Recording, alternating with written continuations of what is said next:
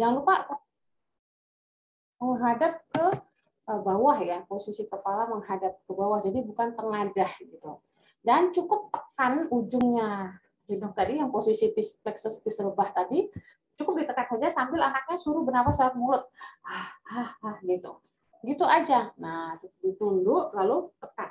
Dengan menekan itu saja perdarahan di posisi di plexus pistil lebah itu sudah terhambat ya, karena kan ditekan ya. Jadi menekan itu juga menghambat perdarahan. Nah, jadi nggak perlu kita masukin misalnya kapas, daun sirih ya. Jadi mau generasi milenial, generasi Z orang tuanya gitu ya, bukan berarti mereka ujuk-ujuk langsung pinter ya, tahu semua, walaupun informasi lebih gampang didapat ya di era seperti ini.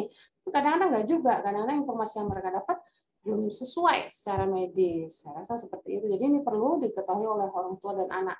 Anak juga boleh melakukan ini. Nanti kalau terjadi mimisan, lakukan gini ya, pencet. Karena kadang-kadang orang tua tidak ada saat terjadi ini. Jadi kan kejadian P3K ini, kecelakaan pada anak sehari-hari ini justru sering terjadi di tempat anak bermain, di rumah dan sekolah, yang kadang-kadang orang tua juga nggak bisa mendampingi. Sehingga anak-anak juga perlu diajarin, anak-anak juga perlu diberitahu, lakukan simulasi seperti ini ya, sehingga nanti pada saat kejadian nyatanya anak tidak panik, dia tetap tenang dan dia tahu step-step melakukannya. Jadi seperti itu anjuran dari saya. Setelah baca buku ini lakukan simulasinya. Ya, jadi sebenarnya gampang kan, cuman pencet hidungnya, nunduk ke bawah, napas lewat mulut sekitar 5-10 menit. Jangan masukin apapun ya ke hidung. Lalu selanjutnya boleh dibawa ke dokter, boleh periksa lebih lanjut juga boleh. Slide selanjutnya. Nah, ini ya, segera ke dokternya kapan? Bila ternyata dilakukan pertolongan seperti tadi masih masih terjadi mimisan ya. Lalu memang anak ini sering mimisan berulang-ulang kali ya. Lalu kemudian mimisan sampai pingsan mungkin ya, karena takut cemas atau takut melihat darah juga bisa, atau karena terlalu banyak perdarahannya juga bisa. Nah, tentu ini perlu segera dibawa ke dokter. Tetapi kalau pertolongan pertama tadi berhasil, itu sebenarnya nggak perlu dibawa ke dokter ya. Ya, jadi karena memang sudah umum sering terjadi di usia anak-anak. Nah, ini yang perlu dibawa ke dokter memang kalau berulang-ulang, sering berulang ya, atau tidak berhenti mimisannya. Kemudian mimisannya juga terjadi pada anak di bawah usia 2 tahun. Nah, ini perlu bawa ke dokter. Oke, slide selanjutnya. Nah, ini ya, jadi menangani gigitan lebah ya, lebah atau binatang gitu ya. Biasanya tiba-tiba sering ya datang kepada anak-anak lagi main di luar. Lalu apa yang harus kita lakukan pertama kali ya, si adik, si kakak ini juga bisa ya diberikan wejangan sehingga mereka tidak bingung atau panik duluan gitu. Slide selanjutnya. Nah, jadi kalau ada beberapa hal ya. Jadi kalau kita lihat di area itu masih terdapat seperti seperti sumutnya gitu ya, seperti sengat lebahnya gitu ya. Jadi seperti kalau kita lihat itu ciri-cirinya tuh di daerah yang merah itu ada hitam gitu ya, hitam kecil gitu, sumutnya gitu ya. Nah, itu jangan tentunya jangan digosok, jangan digaruk gitu ya, dicabut dulu. Jadi cabut dulu lalu bersihkan dengan air mengalir lebih dulu. Nah, ada bagusnya tadi ya kan kita sudah menyediakan obat alergi tadi ya, salep alergi itu tuh boleh dioleskan, tetapi jangan mengoleskan seperti daun bunga pepaya, pasta gigi ya, mengoles sembarang bahan. Nah, tapi kalau memang hanya merah saja, nggak ada sengatnya atau nggak ada sumutnya itu langsung dibersihkan dengan air mengalir saja. Lalu tambahkan oleh sedikit salep alergi ya, salep obat alergi boleh ya. Kan tadi kan di kotak P3 kan sudah ada ya, kita sudah ada pinset, sudah ada obat alergi ya. Kalau air mengalir kan ada di mana saja. Nah, begitu. Jadi tata laksananya jangan digosok-gosok kalau memang masih ada sengatnya. Jadi nanti malah ada luka gitu. Lalu jangan mengoleskan berbagai macam bahan ini yang sering ya dilakukan pasta gigi paling sering ini, atau mentega, terutama kalau lukanya luka bakar itu masih banyak banget yang melakukan ini. Dan kalau di sangat lebat seperti ini ya sebenarnya cukup mudah ya. Nanti selanjutnya baru kita bawa ke dokter, apakah perlu diberikan obat minum atau gatalnya jadi menyebar ke seluruh tubuh, lalu bengkaknya menyebar ke wajah dan pipi, ya itu perlu dibawa ke dokter. Tapi pertolongan pertamanya saat terjadi apa, nah ini semoga setelah ini bisa diketahui ya bahwa pertolongan pertama itu seperti apa ya. Monggo slide selanjutnya.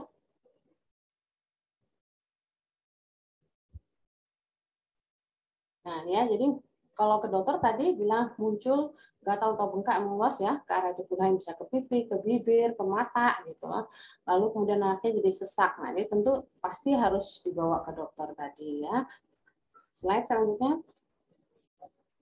Nah, lebam. Nah, ini juga paling sering ya, kepentok, kejedot ya. Diapain ini gitu kan? Kadang orang anaknya tuh jatuh dari tempat tidur atau jatuh dari tangga, memar. Ini sering banget dibawa ke rumah sakit juga. Dibawa ke rumah sakit, tapi nggak dilakukan apa-apa sebelumnya di rumah gitu. Lucu ya. Padahal kan ada waktu tuh rentang antara dari kejadian sampai ke rumah sakit.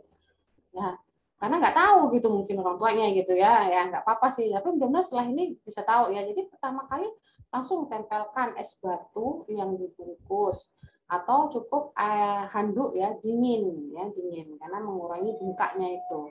Jadi bengkak itu kan pembuluh darah yang terjebak di situ ya, jadi didinginkan supaya perdarahannya berhenti juga di area yang bengkak itu, baik di jidat atau di tangan, di kaki, ya ditempelin aja dulu bengkaknya. Kadang-kadang seperti itu sudah sangat membantu anak ya, dia bisa tidak nyeri lagi, nyerinya berkurang, lalu bengkaknya juga berkurang. Kadang-kadang juga nggak ada diikuti oleh luka-luka yang lain ya, seperti patah atau terkilir, nanti kan lain lagi. Kalau patah atau terkilir tanda-tandanya lain, tapi kalau bengkak aja, memar aja, ya cukup lakukan seperti itu. Tapi kalau terjadi terkilir ya di area siku itu pasti ada gejalanya ya. Contohnya selain bengkak itu nggak bisa bergerak kakinya, itu patah juga begitu. Selain ada bengkaknya, lalu ada fungsiolesa ya, kurangnya fungsi, jadi dia nggak bisa berjalan, nggak bisa digerakkan. Lalu kalau patah ada suara krepitasi gitu, seperti ada suara tulangnya gitu ya.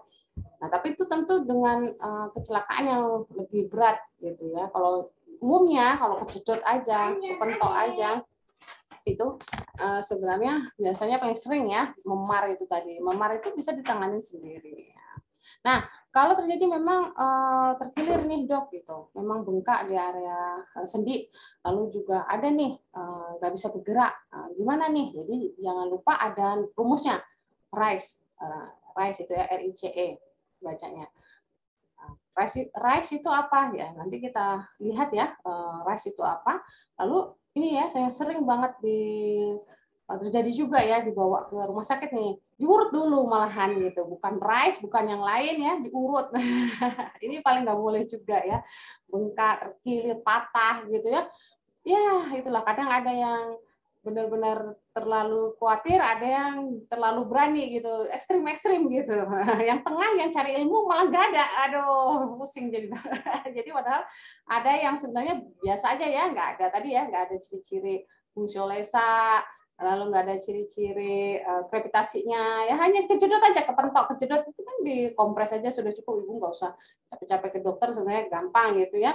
Tapi ini itu yang ke dokter malahan. Tapi yang tadi yang udah jelas krepitasi, patah ya, anaknya kakinya nggak bisa bergerak, sudahlah bengkak gitu, malah diurut. Ya ini kan sering ya, diurut, dipijat. Nah ini nomor 1 ini paling sering ya, sama aja. Jadi semuanya nggak punya ilmu P3K-nya, baik yang terlalu cemas ataupun yang terlalu santai gitu. Intinya nggak ada ilmu P3K-nya gitu. Benar tadi ya, mungkin surveinya nggak punya kotak P3K ya, mudah-mudahan setelah ini nggak kayak gitu lagi. Padahal kan gampang ya sebenarnya kan, simple gitu. Nah, jadi ya yang penting jangan salah gitu. P3K juga termasuk ilmu bahwa Anda tidak melakukan hal yang salah, do no further harm gitu. Tidak melakukan bencana yang lebih atau luka yang lebih lagi menambah permasalahan gitu. Nah, itu juga termasuk P3K. Nah, lalu RICE, kemudian hindari pemijatan, juga dapat diberikan obat pereda nyeri ya untuk pertolongan pertama nih ya sebelum pergi ke dokter. Oke, slide selanjutnya. Nah, RICE itu apa sih gitu ya? Pertama, rest. RICE itu rest singkatan ya. Rest itu diistirahatkan tadi ya, kaki atau area yang terkilir tadi, yang bengkak tadi. Ya, istirahat total, jangan di bergerak dulu, kan memang pasti nyeri ya, setiap digerakkan tuh nyeri. Ya, kemudian ice ya, tadi tetap sama ya, dengan bengkak apapun, pokoknya memar bengkak itu dingin, karena kan dia ada sebenarnya ada perdarahan yang terkumpul di bawah kulit gitu. Nah itu didinginkan dia nanti akan berhenti. Begitu juga dengan terkilir ya, diberikan es. Es ini nggak harus es batu ditempel gitu ya, kan dibungkus dulu pakai handuk ya, atau handuknya masih basah yang dingin ya, bisa dikompreskan ke situ. Slide selanjutnya, rest dan ice ya, satu lagi ya compression. Nah ini yang pembalut elastis tadi, cuman balutnya tentu nggak terlalu sulit sih sebenarnya, cuman nanti lebih jelas kalau di simulasi ya, di area yang terkilir tadi bisa kita kompresi supaya nggak terlalu sakit ya, sambil dia kan tetap nggak boleh digerakkan tadi. Lalu istirahatnya gimana, kan katanya suruh istirahat ya, soalnya katanya suruh nggak bergerak ya, istirahatnya ditinggikan sedikit elevation ya, jadi rest, ice, compress. Ice tadi es ya, kompres tadi pakai yang perubahan elastis tadi yang sudah ada di buku, sudah ada di kotak P3K. Lalu kemudian elevasi agak naikkan sedikit. Nah itu baru bawa ke dokter, apakah mau di ronsen ya, ada retak atau tidak, atau perlu dilakukan pertolongan yang lain gitu. Jadi ini sudah sangat membantu ya, nggak menambah cedera ya. Kalau diurut ya tadi ya, dipijat, ditarik-tarik, waduh malah lebih parah lagi. Kadang yang udah patah ya, dia tarik kemana, udah deh. Lebih susah Bu, ada yang jadinya pecah, frakturnya komplit jadi inkomplit gitu. Jadi frakturnya jadi tambah, pertarnya tambah banyak, kan lebih susah ngobatinnya. Kan nggak mungkin Pak dukunnya bertanggung jawab ya. Nggak mungkin ya, yang ngopeni siapa. Gitu. Jadi mohon ini nanti setelah baca disimulasi supaya nggak panik, sehingga menghadapi real kejadiannya itu sudah tenang gitu. Oke, selanjutnya. Ya, luka bakar juga sangat sering terjadi ya. Bisa saja karena kena aja gitu, kena nyenggol teko panas, ya panas. Anak-anak kan sering ya nggak tahu kalau tekonya tuh panas, nyenggol aja, atau malah beneran kesiram air panas beneran ada ya. Mungkin dia lagi nemanin bundanya ke dapur gitu ya, makanya tadi kan P3K ini posisinya ada di lokasi-lokasi yang seperti di tempat anak bermain atau di dapur bisa. Nah lalu gimana nih kalau luka bakar, langsung dinginkan bagian yang terkena tadi dengan air mengalir juga ya, air keran ya 10-20 menit gitu ya, hampir sama dengan luka serangga tadi, disiram aja, dibersihkan dulu ya. Ini juga termasuk untuk mendinginkan lukanya tadi. Jadi nggak boleh dikasih odol atau salep atau mentega ya gitu. Jadi dialirkan dulu dengan disiram dulu dengan air mengalir ya. Slide selanjutnya. Ya, lalu bisa saja memang kalau punya salep ya, salep lembab atau burnazin salep ya untuk luka-luka bakar, itu juga bisa disediakan di kotak P3K. Boleh disediakan tadi salep alergi, burnazin salep untuk luka bakar ya, nggak perlu ditutup-tutup ya, biarkan dia terbuka saja. Nah, ini ya nggak perlu memberikan berbagai macam ini ya komponen mentega, pasta gigi, produk-produk ya, produk-produk seperti ini yang juga sangat sering sekali dilakukan gitu. Padahal dengan disiram dingin tadi aja sudah nyerinya sudah berkurang sekali tuh kalau untuk nyeri. Kemudian untuk salapnya yang perawatannya sudah burnazin salap tadi juga sudah bisa untuk luka-luka bakar luas yang terbuka, itu juga sudah sangat berkurang. Lalu ditambah dengan obat pereda nyeri ya, paracetamol. Kalau di kotak P3K-nya punya paracetamol, diminum dulu, itu juga sudah sangat membantu untuk mengurangi nyeri. Nanti lanjut baru bawa ke dokter. Saya rasa seperti itu ya. Jadi nggak terlalu sulit ya, gampang kan, bisa dilakukan di rumah, gampang sekali sebenarnya. Kemarin kita pelatihan untuk anak-anak juga sehari mereka langsung bisa loh melakukan ini. Ya, sangat membantu sekali sebelum dibawa ke dokter. Oke, slide selanjutnya. Nah, ini kalau misalnya kapan ya ke dokter ya. Nah, tadi kalau luka bakarnya itu sampai menggelembung ya, ada berisi cairan. Ini kan sudah agak dalam lukanya ya. Lalu terjadi di area-area wajah, leher, alat kelamin ya dan tangan ya, apalagi luka bakarnya terbuka luas gitu. Pastinya ke dokter. Nah, tapi tadi pertolongan pertama di rumah seperti tadi siram dulu dengan air dingin, kasih obat nyeri, kalau punya gunazin salep ya kasih gunazin salep terus udah bawa ke dokter. Nanti akan dilihat lagi apa sih yang perlu ditambah dari yang tadi. Asalkan jangan dikasih tadi produk-produk atau kalau misalnya bingung aja ya sudah siram air dingin terus udah nggak usah kasih apa-apa langsung bawa ke dokter. Misalnya nggak ada salep nggak ada apa ya di rumah. Dengan Anda tidak melakukan hal yang salah pada saat pertolongan pertama itu saja sudah sangat membantu untuk pertolongan selanjutnya seperti itu ya. Oke, slide selanjutnya. Nah, ini pingsan. Pingsan juga sering ya, mungkin anaknya nggak sarapan, ya, lagi upacara, tiba-tiba ada temannya yang pingsan gitu ya. Nah, jadi pertama ini juga pernah kita lakukan simulasi ya. Anak-anak tuh dilatih untuk tidak mengerumuni pas anak yang pingsan. Nah, nanti kalau pingsan malah dikerubutin. Nah, padahal justru jangan dikerubutin rame-rame, dia jadi nggak dapat udara ya yang sedang pingsan tadi. Nah, kalau bisa, usahakan tadi ya dinaikkan kakinya lebih tinggi, rangsang dengan bau-bauan ya. Usahakan anak agar mendapat banyak udara. Ya, jadi jangan dikerubutin. Satu aja yang bisa nolong dan jangan nonton-nonton yang lain-lain. Kalau nggak menolong nggak usah ditontonin. Itu juga termasuk ya mengajari anak melakukan hal seperti itu. Nanti kan soalnya kadang mereka bermain kita lagi nggak ada. Nah, waktu diajak simulasi ini sudah cukup ya, anak-anak sudah paham. Oh, jadi kalau ada temannya pingsan, kalau nggak nolong, jangan nonton gitu. Karena dia kan butuh banyak udara. Ya, terus boleh diberikan bau-bauan minyak kayu putih. Sebenarnya lebih cocok kalau dia udah agak mulai sadar, kasih minum gula ya, seperti teh manis ya.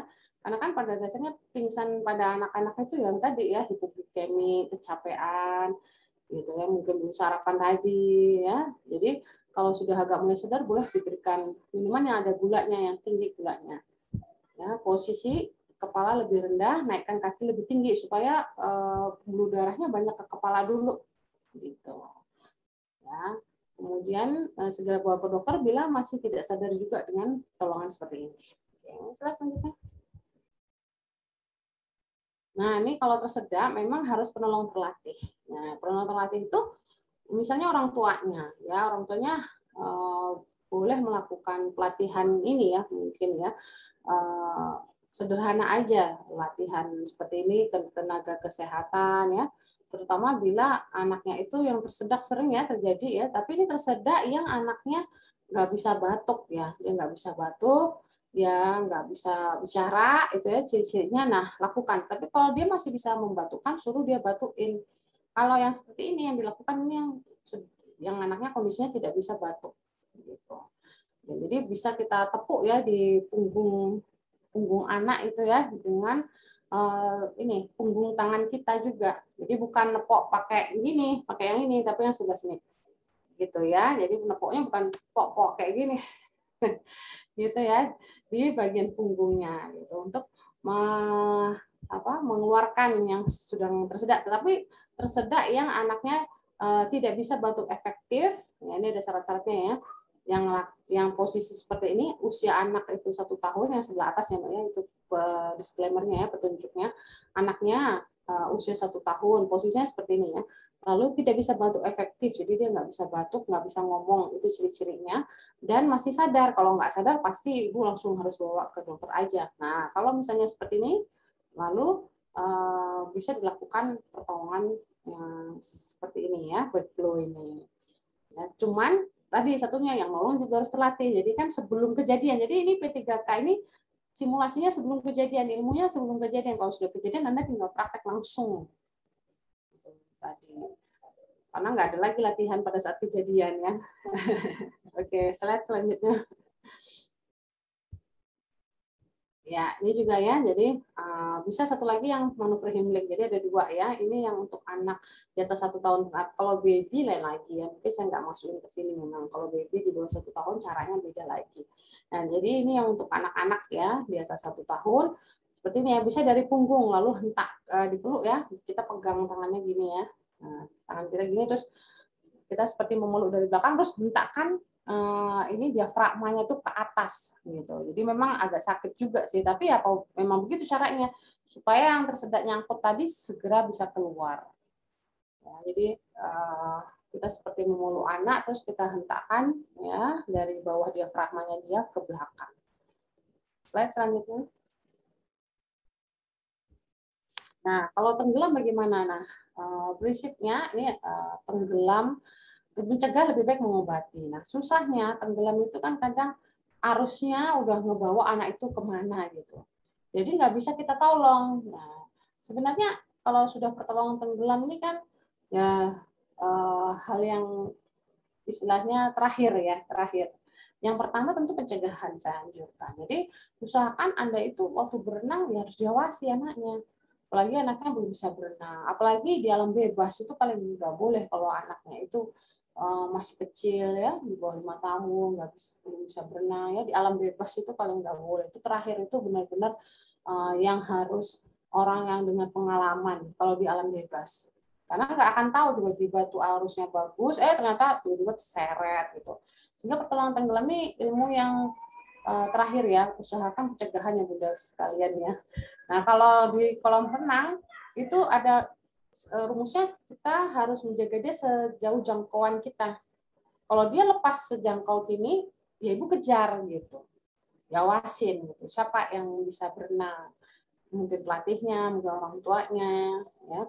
Nggak dibiarin berenang sendiri itu aja di kolam renang biasa. Kalau alam bebas memang lebih ketat lagi. Usahakan anak yang sudah besar, memang berpengalaman. Bahkan apabila naik kapal misalnya kayak gitu, kapal karet gitu juga yang naik kapal juga harus bisa menolong, kemudian anaknya juga bisa ya ada syarat-syaratnya. Sebaiknya memang pertolongan tenggelam ini memang terakhir ya Bunda ya, kalau bisa nggak perlu deh kita pakai karena kalau udah kejadian hampir berapa ya lebih seringnya berat ya gitu, datang ke rumah sakit pun sudah berat karena dia tenggelam ya pas kalau arusnya, apalagi kalau udah ada arus ya yang alam bebas gitu, kalau dia terseret arus berapa lama di dalam situ sudah tenggelam berapa lama akan lebih sulit untuk melakukan pertolongannya. Jadi makanya pencegahan adalah lebih baik. Nah kalau juga terjadi memang pastikan anak itu diberikan bantuan ban pelampung dulu ya atau ban karet, suruh dia raih gitu kalau memang udah bisa kita lihat dia tuh sedang tenggelam, langsung lempar ban karet atau ban pelampung gitu ya. Kemudian bantu dia mengeluarkan air yang tertelan, misalnya dia masih sadar ya, kondisinya masih sadar ya, bisa kita suruh tepuk dia supaya mengeluarkan air yang keluar sendiri, lalu langsung beri dia handuk. Tapi kalau misalnya dia tidak sadar ya, kita langsung lakukan ABCD, airway, breathing, circulation ya. Itu. Jadi itu harus pelatih yang sudah tertolong juga untuk melakukannya. Jadi kalau pasiennya masih sadar, anaknya kasih dia pelampung, suruh dia ambil, lalu suruh dia keluarin airnya, beri kehangatan dengan handuk kering. Tapi kalau benar-benar tidak sadar ya, ini tadi kan makanya timing itu sangat menentukan terhadap pertolongan dan outcome-nya. Gimana dia selamat apa enggak itu tergantung dari waktunya tadi. Kalau sudah nggak sadar, pasti langsung lakukanlah ABCD. Slide ada nggak ya saya cantumkan di sini? Atau di dalam buku ya. Nah ini ya. Nah ini harus terlatih. Ya, jadi orang tuanya bukan hanya latihan melakukan bantuan tersedak tadi, cara melatih anak, menolong anak saat tersedak, tetapi juga bantuan hidup dasar anak. Kalau orang tuanya nggak bisa, pastikan pada saat berenang itu ada yang bisa, entah lifeguard-nya, ya pengawas pantainya, pengawas kolam, bisa nggak gitu. Kalau nggak bisa ya jangan, nanti kalau tenggelam gimana? Gitu. Jadi itu pertanyaannya. Gawat itu soalnya karena dokter pun di rumah sakit, kalau saya berada di rumah sakit, itu sangat tergantung pada pertolongan pertamanya tadi. Gitu. Jadi kalau enggak ya nggak usah berani-berani lah berenang-berenang dulu gitu, atau berenangnya di kolam kecil aja deh ya gitu. Jadi kolam renang pun harus ada yang bisa melakukan ini gitu, sudah harus dicek ada nggak yang tersedia di situ ban karet tadi, ban pelampung ya, itu juga sangat penting sekali ya. Nah, kalau seperti ini kan sudah apa ya, expert lah ya untuk berapa kali kompresi, itu nggak sembarangan karena kan bukan hanya sembarangan didorong-dorong gitu, tapi yang pada penekanan sehingga udaranya itu oksigennya bisa sampai ke kepala anak kan seperti itu. Buka jalan napas, napas buatan ya. Jadi ini harus dilakukan oleh orang yang sudah terlatih, baru bawa anak ke rumah sakit terdekat. Makanya kalau untuk orang tua yang di rumah, saya menyarankan misalnya ya nggak mampu nih melakukan ini, maka lakukanlah pencegahan di awal tadi. Caranya seperti tadi, usahakan nggak usah berenang di kolam bebas, kolam alam yang di alam ya, sungai, danau, gitu. Kalau untuk anak-anak, tapi di kolam renang saja. Kolam renang pun cek apakah di tempat tersebut lengkap ya alat safety-nya, ada yang karet pelampung, kemudian ada pengawas yang bisa melakukan bantuan dasar gitu, dan orang tua juga turut mengawasi tadi, jangan biarkan dia sendirian anak tersebut, itu aja. Mungkin kan kalau untuk pelatihan-pelatihan seperti ini kan nggak memungkinkan semua orang tua bisa ya. Nah, mungkin pesan-pesan saya seperti itu. Oke, selanjutnya. Ya, jadi prinsipnya memang untuk P3K anak ini ya termasuk ilmu yang perlu ya untuk siapapun orang tua di rumah dan bahkan anak ya boleh loh ya diajari seperti ini.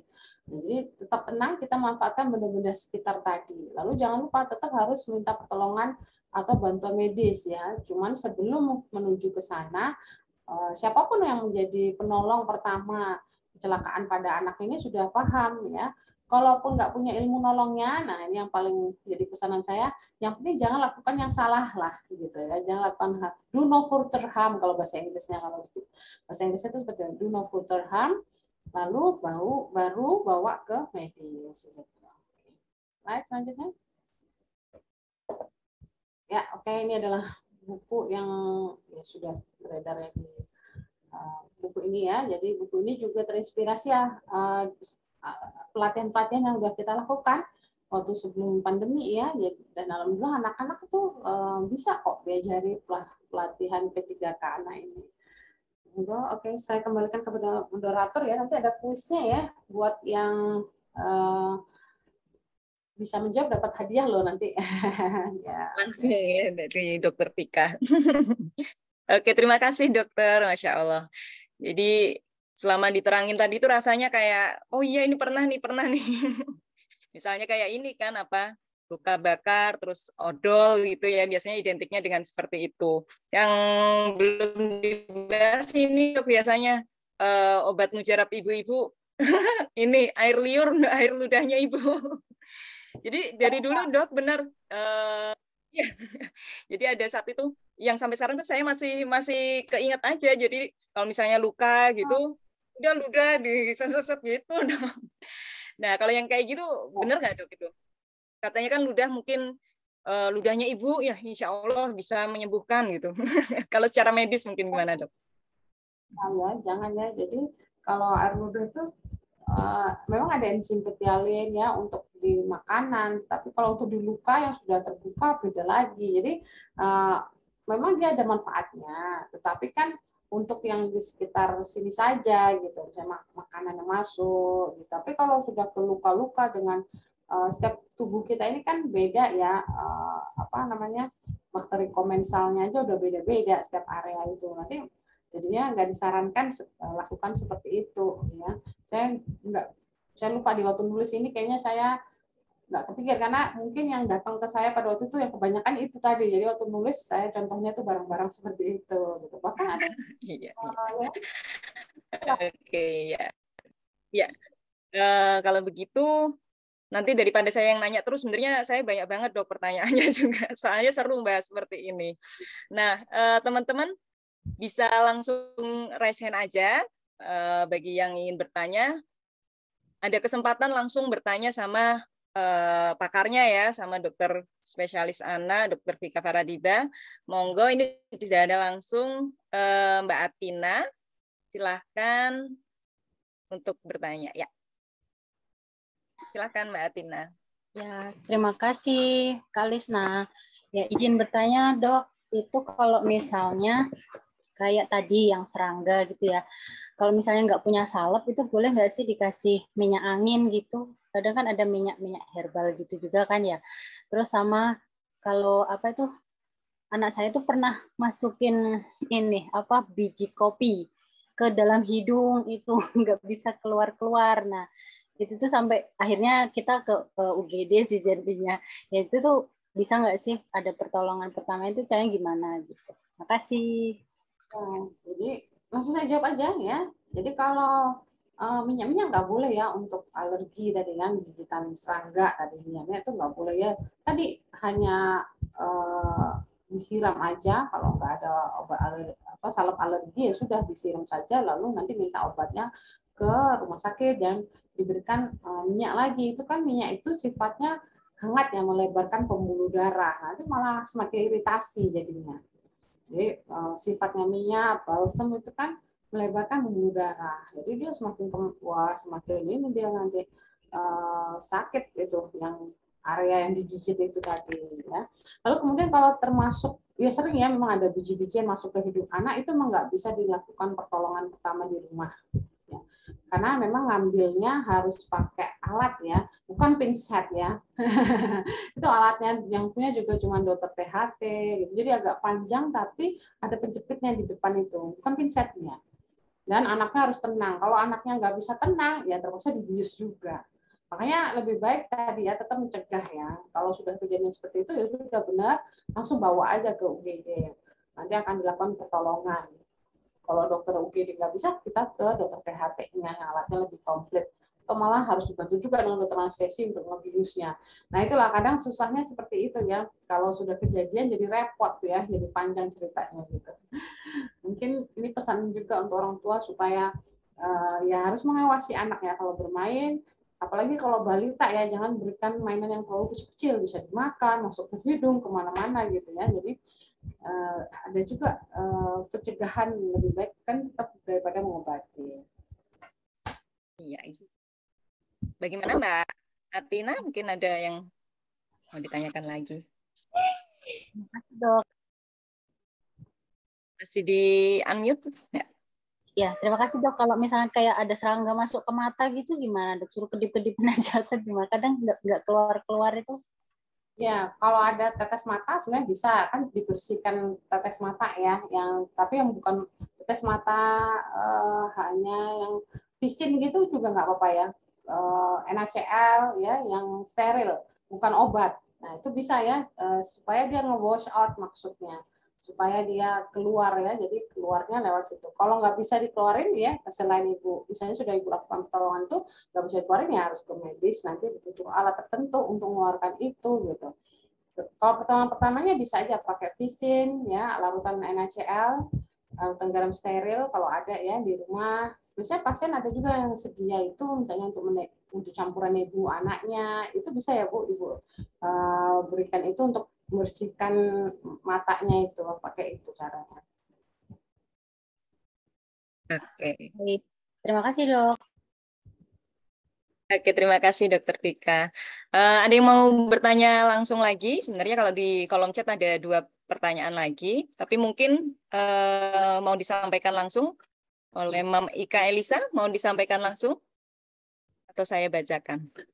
Saya bacakan dulu mungkin ya. Jadi ini pertanyaan dari Mam Ika Elisa. Dok, bagaimana pertolongan pertama jika ada serangga semut masuk ke telinga, jika di senter belum keluar-keluar? Nah ini pernah juga nih dok. Gimana? Dok. Sebenarnya kalau membersihkan telinga itu paling bagus pakai H2O2, cairan yang tersedia ya. Jadi nanti ditetes H2O2 itu nanti bisa keluar ya kotoran telinga atau malah ada yang nanti mungkin semutnya ya, jangan dikorek-korek. Kalau dikorek-korek itu justru malah semakin ke dalam. Misalnya pun ibu nggak punya H2O2 yang saya jelasin, atau kayak tadi bersihin tetes mata, nggak punya dok, yang saya tuh juga nggak bisa stok ya minimal Anda jangan lakukan hal yang salah gitu loh. Do no further harm itu juga sudah P3K, Anda sudah melakukan sesuatu. Jadi misalnya nggak punya dok H2O2 apa nggak bisa, nggak ngerti, ya sudah bawa aja, asalkan ibu jangan korek ya, jangan dikeluarin pakai cotton bud, jangan dipinset sendiri ya itu. Kalau dipinset sendiri bukannya dapat tapi malah nyogrok malah berdarah ya. Jadi Anda tidak melakukan apa-apa misalnya ya karena tapi yang penting Anda nggak melakukan hal yang salah gitu, itu sudah benar juga gitu. Itu kalau mau punya obat yang lengkap dan tahu cara penggunaannya, tentu kerjakan dulu boleh ya, dibantu dulu di rumah boleh. Tapi kalau nggak punya, minimal Anda jangan tusuk pakai cotton bud, jangan diambil sendiri pakai pinset. Gitu. Iya. Oke, bagaimana Mam Ika Elisa? Ada tanggapan? Mbak, maaf ya aku izin off cam. Jadi apa yang tadi semut kan biasanya memang di center gitu ya, katanya dia akan keluar mendekati cahaya gitu. Berarti mending dibiarin aja gitu ya Dok, kalau misalkan kita nggak punya H2O2. Oh iya, dibawa ke rumah sakit lah. Nanti kan pasti Gitu. Oke. Satu lagi boleh nggak Dok sekalian? Ini kejadiannya itu kadang kan kalau misalkan anak bayi gitu ya jatuh dari atas kasur yang lumayan tinggi gitu, terbentur. Nah itu apa yang harus kita lakukan kan? Kadang kita shock gitu ya. Ya, jadi prinsipnya kalau anaknya itu sadar ya, masih sadar, terus nggak muntah ya, kemudian dia kondisinya masih baik, KU-nya ya pasti pertama yang gejol atau kejedot tadi ibu kompres gitu. Lalu kemudian kalau ibu ragu dengan kondisi dia, baru ibu bawa. Pertama kalinya apa ya, kalau jempol, kalau kejedot menampak biru ya ini aja dikasih kompres dingin tadi, itu pertamanya. Karena kan ibu mungkin nggak bisa ngedetek ya bahwa ini tuh dia baik-baik aja atau enggak gitu. Tapi yang penting ibu lakukan yang tadi ya. Kadang ada yang salah itu kan kadang dia mungkin dikompres bukan air dingin gitu ya, atau terlalu santai jadi nggak dibawa ke dokter, atau terlalu cemas tapi juga nggak melakukan pertolongan di rumah. Itu yang kadang sering terjadi seperti itu. Kalau yang sudah punya ilmunya ya tetap tenang tadi ya, tetap tenang, mana bagian yang luka atau memar ibu tolong dulu sambil diobservasi. Dia itu ada muntahnya nggak, ada anaknya nampak lemes atau nggak sadar gitu. Tapi kalau masih ragu juga, saya ragu nih kondisinya, ya sudah nggak apa-apa, bawa aja ke rumah sakit, boleh diperiksa nanti sama dokternya. Tapi kan ibu sudah lebih nih daripada ibu sebelah misalnya yang bingung tadi, ibu udah lebih tenang dan lebih bisa melakukan pertolongan pertama kan gitu. Walaupun semuanya tetap dibawa ke dokter, misalnya ujung-ujungnya seperti itu, ya nggak apa-apa kan Bu gitu. Nggak ada ruginya punya ilmu P3K kan ini gitu ya. Ya, oke. Nah kadang kan apa tuh takutnya efek jangka panjangnya gitu ya. Apa berarti kadang ini tuh dulu tuh yang anak pertama tuh sering banget sampai jatuh pas usia masih di bawah 1 tahun gitu Dok. Jadi ini tuh nanti dampaknya jangka panjang nggak sih gitu. Sebenarnya pas jatuh sih dia masih baik-baik aja, nggak yang muntah. Kalau indikasinya nggak sampai muntah, pingsan itu sebenarnya nggak apa-apa ya. Apa nggak ada efek jangka panjang. Kalau ada efek jangka panjang ya sudah terjadi perdarahan di otak seperti stroke gitu. Ya seperti itu anak-anak beda ya kondisinya, pasti dia ada kejang, ada nggak sadarnya gitu. Terus dia kan ada perdarahannya. Tapi biasanya kalau yang seperti itu kan seperti kecelakaannya lebih berat ya Bu, kecelakaan. Tapi pastinya lebih berat daripada yang kejedot kepentok tadi. Iya, soalnya dipatnya cukup tinggi, jadi cuma sih sampai sekarang kayaknya sih nggak kenapa. Yang penting indikasinya dia nggak muntah ya. Nah, jadi kalau yang sampai perdarahan di otak itu baru ada efek jangka panjang kan seperti stroke ya. Jadi memang kalau yang kepentok aja kan di luar, yang di luar aja di sini, yang misalnya kan kita kan dilindungi oleh tengkorak, di dalam tengkorak itu baru ada cairan otak, baru ada otaknya. Nah, perdarahan otak itu kan yang di dalamnya itu pembuluh darah di dalam otak. Sementara kalau misalnya yang kejedot pentok ini kan sebenarnya hanya di bawah kulit, belum menembus ke tengkoraknya itu Bu. Jadi nggak ada efek. Oh gitu, oke. Dok, boleh satu lagi? Ini kalau kejang, demam tinggi sampai kejang itu kan hal pertama dulu yang perlu kita lakukan apa ya? Jadi memang ini saya nggak jelasin di sini ya, karena itu per pasien ya. Jadi prinsipnya ya, orang tuanya biasanya sudah diedukasi oleh dokter yang menangani pertama kejang itu. Jadi ya sudah, misalnya ada kejadian ya, kejang demam, dan itu kejang pertama, biasanya kan anaknya dirawat dulu tuh, diobservasi apakah terjadi kejang lagi selama 1 kali 24 jam setelah kejang pertama. Lalu setelah pulang, orang tua pasti akan dibekalin obat, dikasih nasihat gitu ya. Prinsipnya kalau punya anak kejang demam, sampai usia 5 tahun kita memang masih prepare seperti itu. Karena kalau kejang demam itu umumnya sampai usia 5 tahun. 5,5 tahun atau 6 tahun namanya udah JEVS plus ya, kejang demam plus gitu. Lalu kalau di atas 6 tahun masih kejang demam, sudah diagnosanya beda, mungkin curiga epilepsi. Jadi yang kita perlu jaga-jaganya banget ya 5 sampai 6 tahun tadi. Nah, jaga-jaganya apa? Ya sediakan tadi ya termometer, obat demam. Terus khusus untuk anak punya kejang demam, dokternya akan resepin misalnya Stay-Solid sirup ya, diminum setiap 8 jam dengan dosis sesuai berat badan. Itu kan dokternya akan kasih tahu. Jadi ada tambahannya kalau anak kejang demam ya dia harus punya Stay-Solid sirup dan Stay-Solid supo yang dari dubur. Nah, jadi harus belajar memberikan obat dari dubur juga. Kalau terjadi kejang, masukin obat dari dubur. Kalau sebelum kejang hanya demam saja, masukin obat Stay-Solid sirup, minum obat Stay-Solid sirup tambah obat demam. Nah, biasanya seperti itu. Jadi memang ada step by step yang pasti akan dijelaskan dokter ya per pasien itu. Bila dia memang punya anak kejang dengan demam. Tapi kalau kejangnya tanpa demam, kan diagnosanya udah beda. Nah, biasanya itu obatnya ada obat epilepsi ya, mungkin apa penyebab kejang tanpa demamnya ya. Misalnya epilepsi, anggap gitu ya. Epilepsi ya pasti ada obat epilepsinya sendiri gitu. Akan beda-beda per kasusnya. Kalau kejang demam saja ya seperti tadi ya, masih prepare sampai usia 5-6 tahun. Orang tuanya harus bisa memantau demam anaknya dan memberikan obat-obat yang spesifik ya, spesifik tertentu. Gitu. Oke, sepertinya sudah cukup jelas ya, Mbak Mam Ika ya. Dan itu pertanyaan terakhir tadi mewakili juga pertanyaan dari Mbak Atina lagi nih di kolom chat. Nah, oke, masih ada satu pertanyaan dari kolom chat nih Dok, dari Mam Nets ya. Dok, untuk pertolongan pertama tertusuk bulu babi saat sedang liburan di pantai bagaimana ya? Apakah sama dengan P3K saat tersengat lebah? Mirip ya, sama. Jadi kalau ada bulu babinya ya jangan digosok semuanya ya, yang ada sengat-sengatnya itu jangan digosok.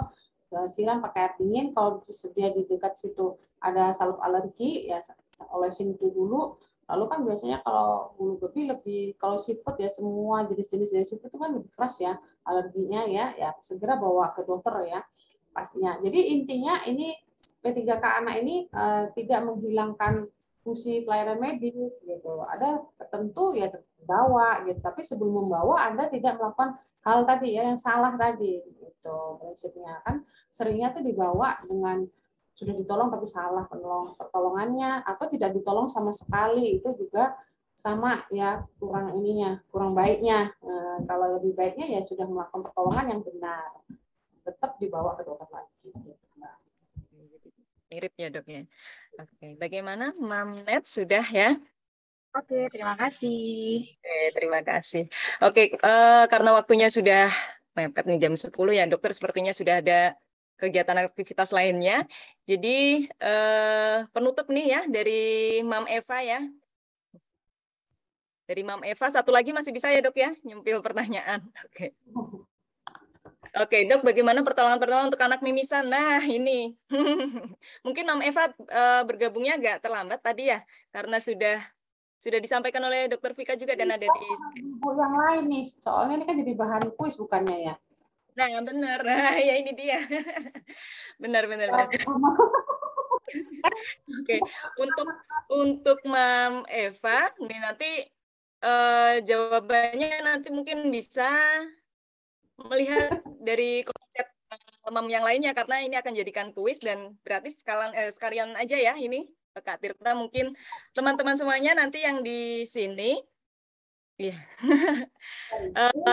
siap untuk menjawab pertanyaan yang ada di slide di monitornya. Nanti akan ada pertanyaan dari slide-nya Dr. Vika nih, dan bagi satu orang yang beruntung yang tercepat menjawab di kolom chat akan mendapatkan hadiah buku P3K untuk anak karya Dr. Vika Faradiba.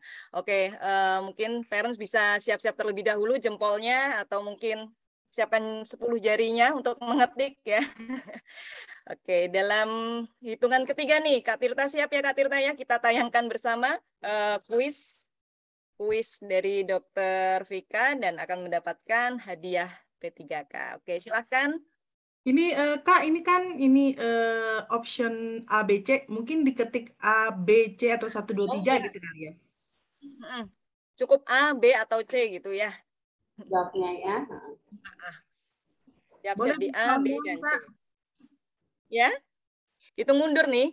Ya, hitung mundur. Mundur nih, Mam Nina malah udah jawab duluan. Tahan dulu ya. Oke, hitung mundur nih ya Mam ya. 3, 2, 1. Oke. Ada kata-katanya. Dibaca seluruhnya loh ya. Oke, silakan A, B, C, atau D. Oke. Oke, sudah dapat jawaban yang pertama. Nggak perlu nunggu semuanya jawab ya. Oke, selamat. Bentar dulu, Deng. Belum tahu jawabannya nih. Ya, belum tahu jawabannya. Oke, karena sudah ada pertanyaan, udah ada jawaban. Saya tutup dulu ya, parents ya. Kuisnya untuk dijawab oleh Dr. Vika. Oke, jadi pertanyaannya mungkin slide-nya bisa ditampilkan lagi nih Kak Tirta. Nah, jadi ini pertanyaannya dari Elangga loh ini. Berikut pertolongan pertama saat mimisan kecuali ya, ada kecualinya nih ya. Oke. Nah, tadi kan gimana nih tadi pertanyaannya semoga terjawab ya. Jadi kalau pertolongan pertama mimisan gimana? Bernapas melalui mulut ya, benar ya. Terus tekan perlahan hidung bagian depan ya, karena proses iselbah itu ya ditekan ya. Lalu anaknya suruh nunduk, gitu, suruh nunduk, pegang 10-15 menit, buka mulut, suruh napas lewat mulut ya, dan tetap tenang. Jadi di antara semua ini yang nggak boleh dilakukan apa ya? Mengorek-orek hidung atau D. Ya. Tadi siapa yang benar jawabannya ya? Selamat buku Selamat kepada Mam Nets ini ya. Tadi ada yang jawab lebih dulu tapi mungkin kecolongan di kata kecuali mungkin ya Dok ya. Jadi yang benar ada Mam Nets ya. Nanti bisa kontak ke pengurus ya atau ke panitia atau ke Kak Tirta atau ke Kak Lisna, silahkan untuk konfirmasi hadiahnya. Selamat ya untuk Kak Nets. Ya, sepertinya sudah selesai meskipun masih banyak pertanyaan Dok ya. Mengulik P3K dan sekali Dok ini kapan-kapan kita lanjutin. tidak hanya orang tua tapi juga anak-anak. Jadi kapan-kapan kita bisa lanjutin tapi sambil Gimana Dok? aja lebih bagusnya seperti dulu. Iya. Setuju Dok. Sebenarnya pertanyaan juga masih banyak sih Dok. Saya juga mau nanya gitu kan. Cuman dokter ada kegiatan. Berarti kita ada sesi 2-nya ya Dok ya? Monggo silakan. Karena ini kan sudah longgar ya, udah mulai longgar ya. Mungkin kalau kelompok kecil aja bisa. Karena memang lebih enak tuh pakai simulasi. Pada waktu itu kita mengadakan kelompok-kelompok kecil, lalu anak-anak itu diberikan tes juga. Satu anak suruh bikin kelompok, lalu kemudian anak dikasih kasus mimisan, pingsan, terbentuk, kejepit gitu. Terus anak bikin sandiwaraan gitu. Nah, terus gimana sih cara nolongnya gitu? Akan lebih nempel seperti itu ya. Kalau memungkinkan waktu dan tempatnya dan mudah-mudahan pandemi sudah berlalu. Amin, iya Dok, benar. Insya Allah berarti nanti bisa dibahas di belakang nih Dok ya. Nanti ada sesi berikutnya, berarti sesi lanjutannya. Oke, bagi teman-teman yang masih belum mendapatkan belum beruntung mendapatkan di kuis ini, sesi kuis ini masih ada 2 lagi ya teman-teman ya, masih ada 2 lagi kesempatan untuk mendapatkan buku P3K untuk anak dari Dr. Vika dengan cara mereview kegiatan seminar hari ini dengan tag atau mention STEAMLab ID dan Instagram dari Dr. Vika yaitu Vika Faradiba. Reviewnya ditunggu sampai jam 3 sore nanti. Pengumuman pemenang akan diumumkan melalui Instagram Story STEAMLab Indonesia. Jadi tetap stay tune di Instagram juga ya, di IGS-nya. Oke, kalau begitu Dokter Vika, terima kasih banyak atas kehadirannya, waktunya, Masya Allah, pokoknya luar biasa sekali. Senang sekali hari ini. Saya mewakili dari STEAM Lab Indonesia dan para parents dari komunitas STEAM Lab Indonesia mengucapkan terima kasih banyak. Dan semoga ilmu yang Dokter Vika sampaikan itu insya Allah bermanfaat dan menjadi amal jariah bagi Dokter Vika. Oke, terima kasih ya dok. Mohon maaf apabila dekat. Foto dulu dok. Oh iya, foto dulu. Iya. Oke, bisa menyalakan kameranya, boleh ya? Dinyalakan terlebih dahulu. Oke, meskipun masih di dapur juga nggak apa-apa, karena memang mungkin jam-jamnya masih harus di dapur. Boleh, ya. Oke, masih ada yang mau menyalakan kamera, ditunggu. Oke. Ya. Kak Tirta yang hitung ya? Ya, boleh. Oke. Nah, boleh ya, 1, 2, 3. Sekali lagi ya, Mam. Oke. 1, 2, 3.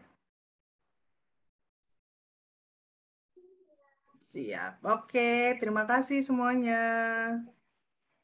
Oke, iya. Oke, terima kasih banyak parents semuanya atas kesempatannya. Nanti kalau misalnya ada yang terlambat bisa tengok ke YouTube ya, YouTube STEAM Lab Indonesia.